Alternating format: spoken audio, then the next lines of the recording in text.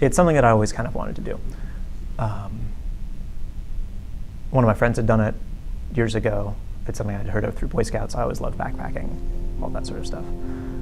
But then my brother was going to do it. I hadn't really thought of doing it at this point in my life. I was just kind of trying to figure out what kind of job out of a series of kind of not appealing sounding jobs I wanted to go work. But then my brother was going to take a semester off college to do it. And I thought to myself, wait a minute. I've been working a little bit, but I'm not by any means tied to this job. I have time. What if I went and joined him for a month? Or 2 months? Or the whole thing? So I ended up deciding that now was probably the best time in my life to do a trip this long. And I'm very glad that I did.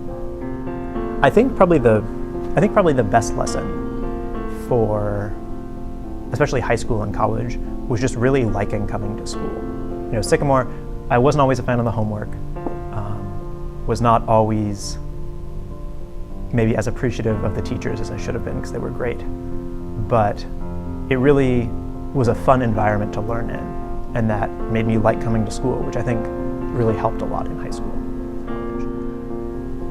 I realized that the kids I met at Sycamore are as bright and as engaged as literally anybody my age I've met since then.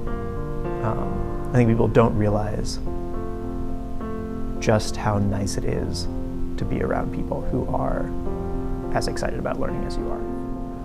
And if there's one thing I could say to every Sycamore student out there, it's yes, you're smart, and you should be thankful for that, and you should work with that. But intelligence doesn't really count for anything without hard work and dedication. I think developing good habits, especially good study habits, is really key to that. Having time after school that you sit down and do your homework and get it done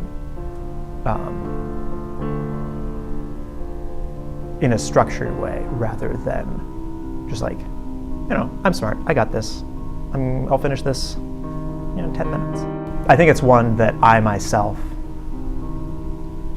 have worked to develop since I left Sycamore, but wish I had started working to develop much earlier. Yeah, I did run cross country North Central, and I ended up running at Haverford as well. I think it really, cross country and just sports overall can really teach kids a lot about sort of the direct correlation between hard work and success.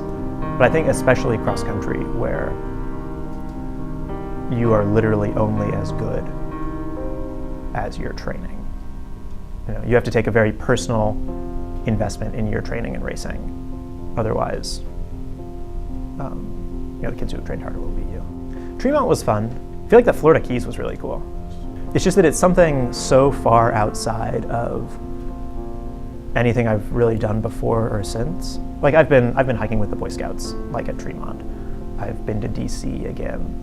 Going and living in the Florida Keys and snorkeling in seagrass is just something I wouldn't have done on my own, so it was very cool to get the opportunity to do it through Sycamore.